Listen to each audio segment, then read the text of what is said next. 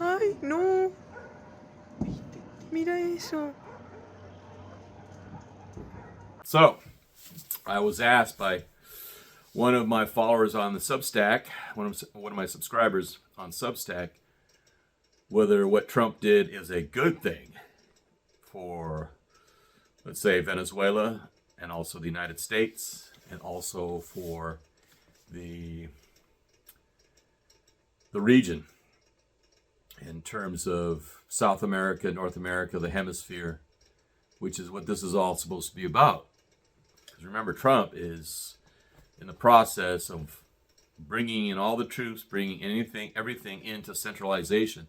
That was actually what his brief was that he released, about a month ago. And if you don't have a copy, I'll put a link. You can go read it. Excuse me. I just got back in and, hey, I just want to I don't get paid by these people, but for those of you who live in the north and you want to remain warm, I didn't even know about these people. They're IUREC. And my cousin down in Ecuador actually got one on Amazon and brought it up to me. But you push the button, and the electric power pack starts heating up the coils inside this sweatshirt. And so I use this as my first layer when I go outside. And then I put my other wool, etc., on top. But it's pretty freaking cool. And it goes through three different stages. But I thought you might like to know about it because I really enjoy it. But Trump, let's talk about Trump and whether it's good. It's a good thing that he's done. It's a good thing that he got Maduro out. Every time you get a leader who is following a heavy socialist program within their country, you start to realize what's really happening, where it benefits a certain group of people, more so than you would if you had, quote, a corporate, I call it nowadays, is what, a corporate cronyism, crony capitalism that we have here in the United States, which is not even true capitalism. What's happened around the world is we have fake communism, fake socialism, fake capitalism. They're all fake. They have been, and then they fall out. So people come in, the zealots, they make whatever societal institution, government institution, political, and then it starts quickly changing because it starts feeding the needs of the elites. This is how these things work. It's kind of like with communism. Why is it that the Rothschilds bankrolled? And there's a big question whether Karl Marx actually came up with the ideas in Marxism. There was actually someone else, most likely the Rothschilds themselves, who had come up with the ideas, and they picked him as the representation. That's what we have in this world right now. We have a lot of people who are not leaders. They're actually actors. They're playing the role, and they're being told what to say and what to do. And that's around the world, everywhere. Look at them. They're not leaders. Before, you had people like Eisenhower. You had people, even Nixon. These are people who came out from a military background or some type of form of leadership role previously that would have enabled them to actually take into the next role, which would have been, let's say, in the presidency or in the prime ministership in other countries. But it's like they come out of left field, and it's because they're picked now. They're picked, and they're just placed. They're constantly being placed. And the question is whether the public really likes and enjoys what they're giving, or like in Venezuela, they do not. The way that Maduro got in is because he was placed by Chavez. Chavez was placed by Fidel Castro. Fidel Castro helped Chavez get into power, and every time after that, the interference with elections throughout Latin America came through Venezuela. So there's the question of the counting machines, the computers that were used for election. They were actually tested in Venezuela. That's the same stuff they were doing here with election interference. That's actually one of the reasons that the Trump administration went after Maduro. It's probably because while he's being held here in the United States in New York, Maduro is going to be singing like a bird. And that's what they're going to get out of him. He's going to just tell them pretty much everything that they really, really want, which is how did the election interference occur, and who are the ones who were responsible, who are directly connected. In the same way, it's like people say, oh, well, you know, it was the leadership of Biden. Look at Biden. Biden was totally placed, especially in the manner and we learn about all the signatures, and a lot of them actually emulate Obama's signature. So it was basically just another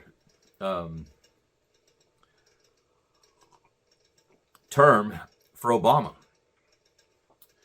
But the question is it good what Trump did in Venezuela? When you can get rid of a dictator, and you can hopefully get in a situation where you can be friendly with the new administration, with the new leadership within this other country, it's going to be a good thing. It's important to understand the history of Venezuela. I have a really good friend from Venezuela, a few years older than me, quite a few years older than me, and truly understands the history of what happened in Venezuela. It's an example of what I call corporate socialism. This is kind of like the Belt and Roads initiative that the Chinese are doing right now, but this started with the Rockefellers. Well, the Rockefellers will come in. They did it in my mother's country in Ecuador. And when I met Nelson Rockefeller in Singapore when I was a kid, she was all excited. Me, I just thought, hey, he's pretty short, because I was pretty tall at that time, and I was almost as tall as him. And so that's what's going through my mind. I didn't really think that much about Nelson Rockefeller. Small people. But my mom was all excited about it because the Rockefellers had brought so much money into Ecuador and did all these innovations and improvements throughout the country. And of course, in return, they took the natural resources. So it's a trade, and the question is, how much of a benefit is it to the people?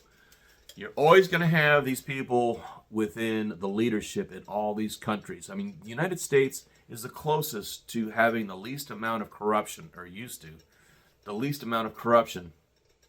But especially since Clinton and on, the level of corruption is infiltrated into our country, and the way it's qualified, which is to say, well, you know, it's like that in Mexico. Oh, it's like that, you know, in Venezuela. Oh, well, it's like that in Colombia.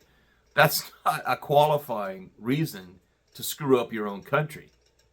That's the reason we're supposed to be vigilant, and we haven't been vigilant. We were warned by our founding fathers to be vigilant. We were warned through the Federalist Papers, we were warned through the Anti-Federalist Papers, and we were warned through the Bill of Rights and the Constitution as to what we have that so many other countries do not respect or own or understand, and we have continued to let all that be stolen from us. And it's been stolen from us just for a chicken egg, just for monetary compensation. Think about that. And people are wondering, hey, what's going to happen with Venezuela? Does that mean that we're going to have better fuel prices? If we could have the fuel prices that occurred in the 50s and 60s, that would be an amazing thing, because then you would have the type of industrialization that Trump seems to be wanting within the United States again. It brings the question, though, who's going to be the customer? Again, is this a good thing? Well, it's a good thing if we do get better pricing on oil directly from Venezuela. We make sure that China is not getting that oil, and the Belt and Roads programs don't continue to infiltrate throughout South America, because all they're doing is they're creating their allies. The Chinese are creating their allies in our own backyard. And this is the whole idea that Trump was talking about, and this is also in the document that he released. I'll put a link down to it. You can go and read it yourself if you haven't read it already, the national security paper. that we're coming back into our own hemisphere, and he's using the Monroe Doctrine, et cetera, et cetera, et cetera. Now, remember, during the Monroe Doctrine, when it was actually revitalized in the minds of the politicians, it was in the 1920s. And what happened right after that, it's kind of like, I was always taught to respect, Chesty Puller because of the Marine Corps. My dad was the Marine Corps. Me being a Marine Corps midshipman and working on my way to being a pilot. That was because Chesty Puller was fighting in Nicaragua. And so he was Calvin Coolidge. And he was in Nicaragua during Calvin Coolidge. And this is interesting because this is when everything starts really getting all messed up in Central America for us. Before, you also had William Walker, who was a Confederate officer who went down and basically became the king or the president of Nicaragua for a short moment before they killed him. This was right after the Civil War. And then there was another William Walker. He was the ambassador, as I recall. But that was in El Salvador. The situation with Venezuela is, will we have to have what Trump was talking about with boots on the ground? Now, if we have to get on boots on the ground, that's actually going to be worse in Central America if that comes about, because it would be more where we were actively fighting with a large troop movement in terrain that would be close enough to Nicaragua as compared to El Salvador. El Salvador was bad enough just because of the terrain and the jungle, and the most you would have with swamps was the mangroves. But Nicaragua is more like the mangrove Mekong Delta. And that would be more like with Venezuela, where you'd have like the Mekong Delta in the north, and then you would have this mountainous area. And actually, it's deep in the jungle, which is where all the oil reserves are. And so that would be what all this fighting would go towards. But remember, every time we get into these oil wars, who benefits from it? We do not benefit from it. My concern and what has happened with Venezuela is this is just another tail wagging the dog. It's distracting us from the Epstein files. It's distracting us from the economy, thinking that there's an answer to this economy. This economy has... The only answer to this economy is to completely restructure it in the manner in which they did Bretton Woods. We are in the end of Bretton Woods. This was an economics model that was developed through the union of a variety of European nations and basically the world, which was that the US dollar, because we were the strongest ones after the end of World War II, that the faith and the trust would go into the US dollar and we would be the reserve currency. That's why even in Ecuador right now, the US dollar is being used because the national currency collapsed. It's useless. And that brings something that I wanted to bring up in terms of Venezuela, because Trump is talking all this intel, and I'm hearing this stuff from I talked about Sarah Adams, and her intel is not accurate at all because she doesn't understand it. Her specialty may be the Middle East. My specialty is Latin America and Central America, partly because I'm half Ecuadorian. So I still get intel. I get intel all the time. All I have to do is talk to cousins. And I have people that I will go and talk to and find out what's really happening. All this stuff about stopping the drug trade and the influence. Ecuador is screwed. Ecuador has been taken over by China. How did they take over Ecuador? They took it over through the Belt and Roads Initiative. They did all this infrastructure in Ecuador, and the way it was tested to show how, if you're not being a good boy, China can just come right in and totally screw you. So the way the Chinese were getting up here and smuggling fentanyl is they would get it to Ecuador first. And then from Ecuador, it would get smuggled up, and that's what my friend Michael Yon has talked about with the Darien Gap. He's always focused on the Darien Gap. Well, okay, so we go through Panama. The fentanyl comes up through Panama, gets to Mexico, and then it's a quick highway all the way up to the border. Fentanyl gets in that way. So this actually, if you're talking about the drugs, it's Ecuador, China, and Mexico. Venezuela is cocaine. Cocaine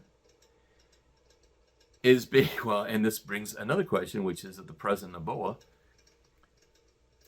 that his boats, because they are a very wealthy family based in Miami of all places, are smuggling in all these drugs, the cocaine, on their fruit boats into the United States. Now you have smuggling that comes in from Venezuela, but it's cocaine. It's not the fentanyl. The fentanyl, which is the opium war against the United States. The opium war in order to kill and demoralize the American people as an actual attack, where they picked it up from when China was being attacked through the use of opium by the Rothschilds and the Sassoons. You know, like Vidal Sassoon? Yeah, that family. So Ecuador is the reason for the drugs. And oil? Well, okay. You can get the oil from them. But you can get that by negotiating. But we just haven't really been negotiating because that's not what we want. What remember, Trump is a showman. Just like me, he was on a reality TV show. So, he wants to use those skills that he's got, which is to be the showman. And part of being a showman is to get an idea across to others without actually getting to full-on blows. So what Trump is doing, to understand what's happening, because what will likely get into blows, and I'll tell you why it's going to be China, and it's not going to be Russia. Russia, there's a difference between Russia and China. It's important to understand this. Russia, when you look at the population of the Russians in relation to their natural resources and look at the expanse of their land mass, remember they're closest across the strait than China is. They're just straight across. You got Kamchatka and you got basically the Kamchatka Peninsula, etc., straight across from us. And then Siberia, etc. This is all a great expanse of resources. Timber, minerals, they have it. And they don't have the demand on it that China does with its own borders. Within its own borders. And that's the reason that China is actually like Japan was in the 1930s. Remember, we like to think it's all about politics, but politics reflects basic needs of food, water, shelter, security.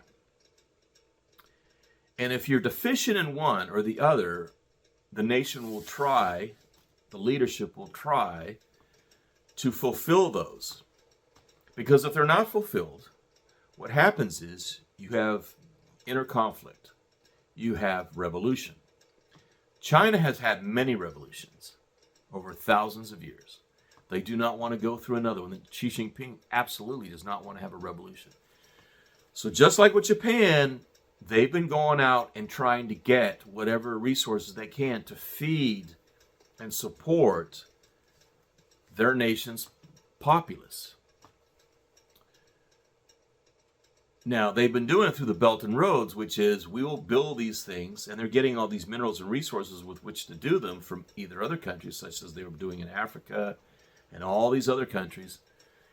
And then they fulfill these requests. But in exchange, just like when we were going in and getting oil, we took the oil because of what we were bringing in terms of advances in technology and medicine and water collection and sanitation.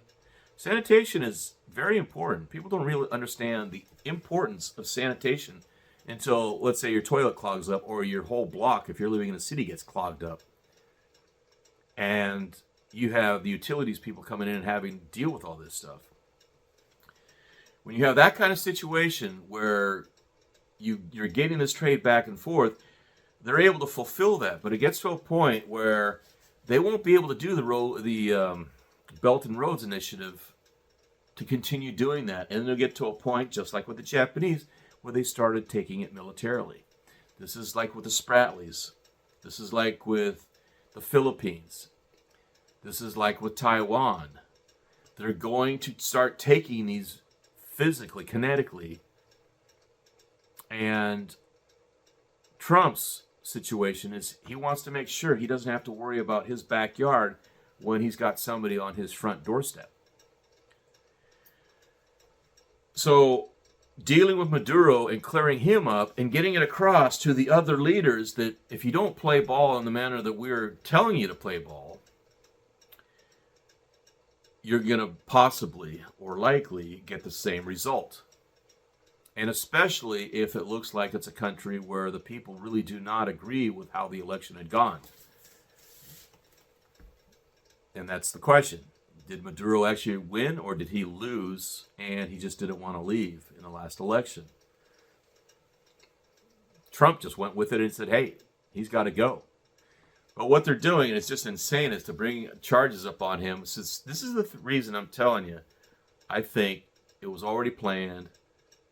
Maduro was a willing participant, and the main reason of using CAG to go in there and pull him out and kill the Vispas, the black wasps from Cuba, the special forces from Cuba, was to make sure that the black wasp didn't assassinate Maduro before he was able to be pulled out by CAG. Remember, Cuba is directing all this stuff. They've constantly been directing all this. Everybody focuses and says, oh, Caracas is so bad, and in Porto and Colombia, and Lula. But they're placed there because of the actions of Cuba.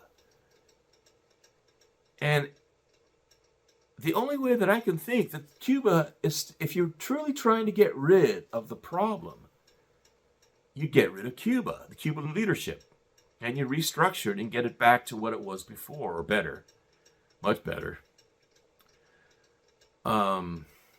But it comes back to the idea that the only resources was beautiful island, and the mafia had all their casinos and were able to launder money and make a lot of money.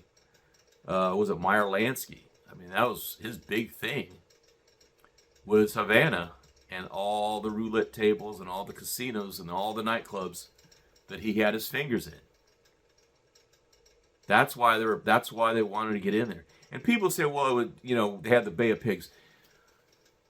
I had a friend, he passed away years ago. He was a Marine at the time that Bay of Pigs happened. Those destroyers, the fleet was off Cuba. It was ready to go. And frankly, by the time the Cubans had landed and the CIA had that beachhead, those Marines should have followed them immediately. But Kennedy pulled them back. And that is something you just don't do. This is the problem of having a deep state that's out of your hands. But that's one of the problems, is that when they get that far, i.e. that they have troops on the beaches of Cuba, you have to fulfill that.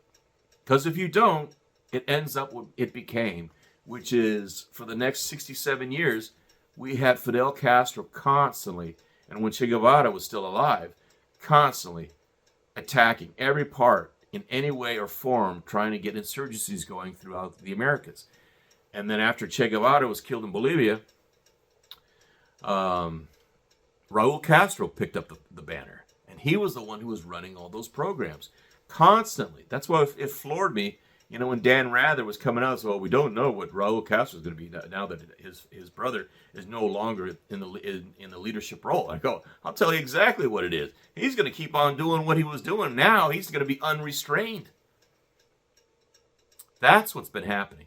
And the reason that they absolutely needed Venezuela is because they needed the fuel, and because they no longer had the Soviet Union supplying them with the fuel that they need. So what's happened right now is that Cuba is is cut off from its fuel source pretty much. They might get some from China, Could be a situation where it gets shipped to an intermediary and then it goes to Cuba.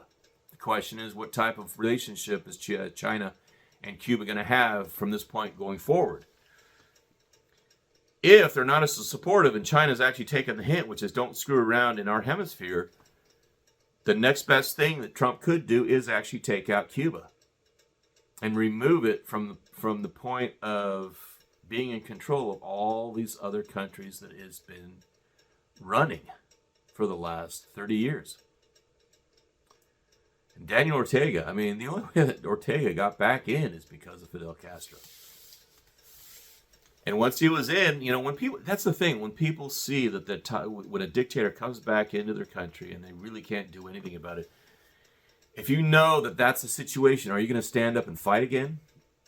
Because all they're going to do is fight, just throw you in prison. It's like that poor guy that got killed in Venezuela. I forget the name of him. He was the former cop. He took a helicopter and he was firing blanks. I mean, that in itself, you just don't fire blanks. If you're going to go and do something, you better start firing rounds, because that should be the beginning of actual combat. You don't fire blanks. And he was just throwing flares and trying to rally up the people. But the people are not going to rally. This is the thing about it. People don't rally. It takes a lot. People do not rally until the children are dying. I've repeatedly said this. From every civil war, from every conflict, the common person does not start fighting if they're comfortable. And that's the main reason that socialism can be so successful in keeping the people under its thumb. Is if you get just enough to keep you fed, like they had in Venezuela, even though it's much lower than you would ever be able to go and purchase if you did your work and you were successful and you were able to buy what you wanted to buy. But you get into a point, just like in Russia, where they had bread lines. The whole thing about this is, when you placate the people, you kill the spirit. And that's what the objective of all these machinations with all these socialist programs that go around the world, as we saw in the conversation between Edward Giga with Gia Griffin and Norman Dodd in that interview, is this all about the Carnegie Endowment was dealing with the outside in terms of retraining and re-educating, because it's re-education. And the Rockefellers were doing the re-education within the United States and taking away our education system. That's exactly what happened in Venezuela. And that's a big issue, because you do have true believers who believe in a socialist program in Venezuela. Now, with Rodriguez, with Darcy, if she switches and actually begins to negotiate and opens up Venezuela, then things could be good. But if we get into a fighting war in Venezuela, it will be very, very bad. And especially because where all the resources are is where you don't want to be fighting. The terrain is inhospitable. And it's one thing to come in on choppers and have airstrikes and drone strikes. It's quite another to occupy. I thought we had learned that in Afghanistan. I thought we learned this in Iraq. Occupying forces never do well. You're not the home team. I mean, even the French learned that with Algeria. And Algeria was a good situation for the French until it started changing very quickly in the 50s. After World War II, things started changing. And it changed because of the direction of how those who are running this world want to do resets. So they've been doing resets. Now the main resets have been happening in the Americas. They've been very, very successful in Canada. And they're trying to do the reset in the United States, but there's been conflict with that because of Trump, and also because the technology is not up to what they think it is. Having worked in Silicon Valley during the first golden bubble in the 90s and early 2000s, I know this. The technology is not the bullshit that they tell you. And you see that even with ChatGPT. When you ask it a question, you try to set it up. It can do certain things quite well. And some things are very scary, like creating images of Alex Craner, and you think you're actually seeing an interview with Alex Craner. He's expositing about the economy and the world events, and it turns out that it was all AI created. That is wild.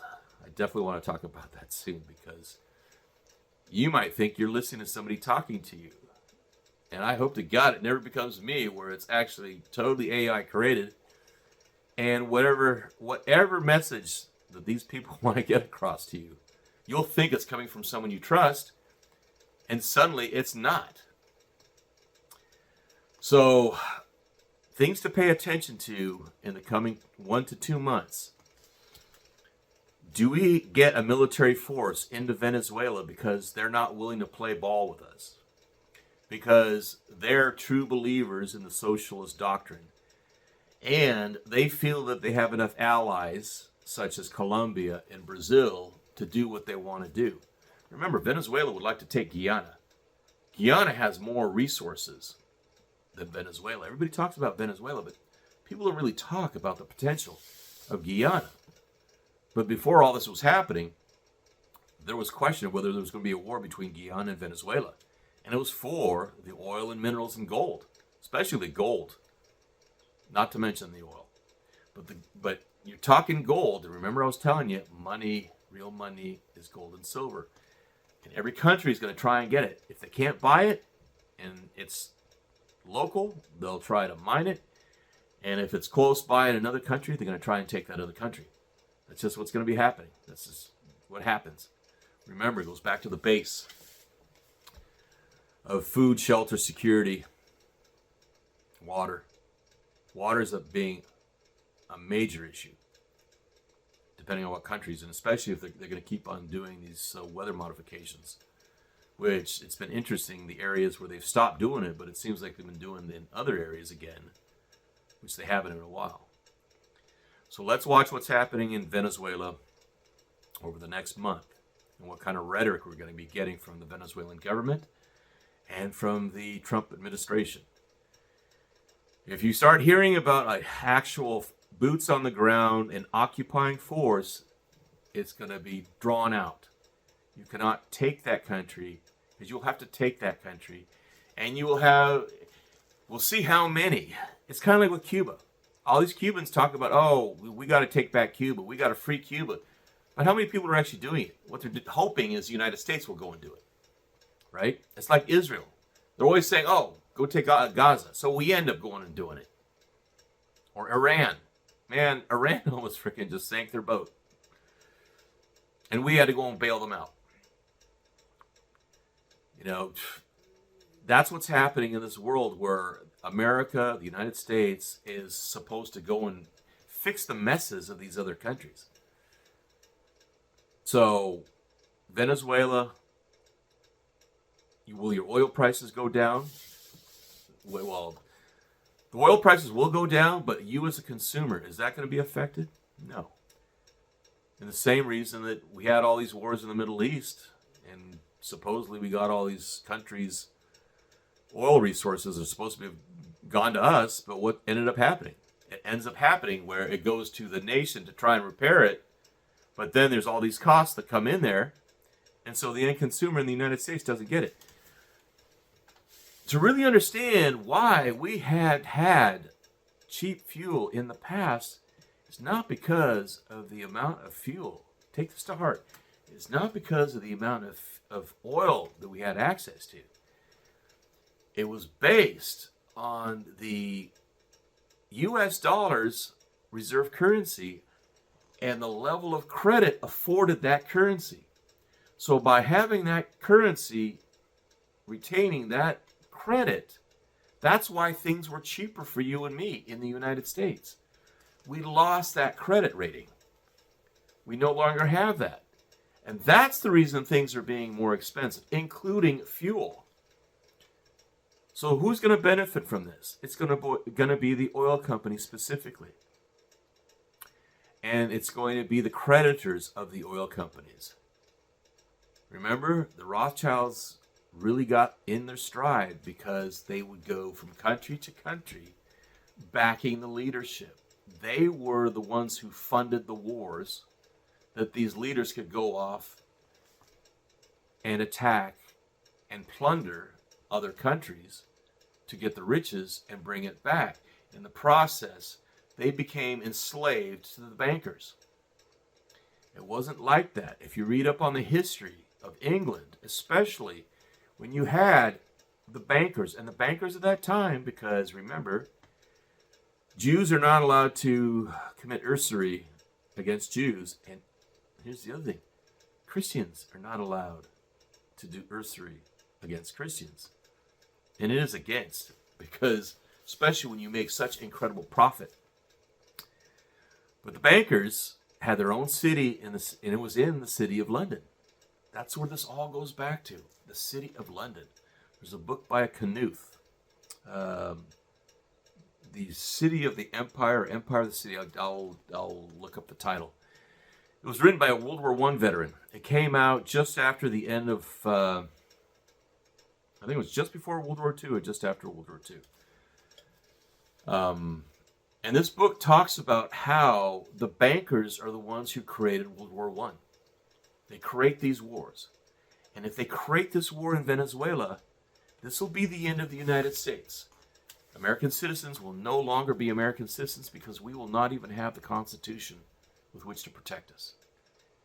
You need to really pay attention to this. And if we get into this situation, what's going to be like Russia, where people don't want to go and fight a war that they have no vested interest in getting into, we will have a civil war. There's going to be a war this coming year. And I think that's what the Trump administration is trying to do, is to make sure that there's a foreign war as compared to have a civil war. We already have a soft civil war occurring right now. If you're not paying attention to what's really happening in the country right now, it's not coming, we are having a civil war. It's been going on for about a couple years already, but it's a soft one.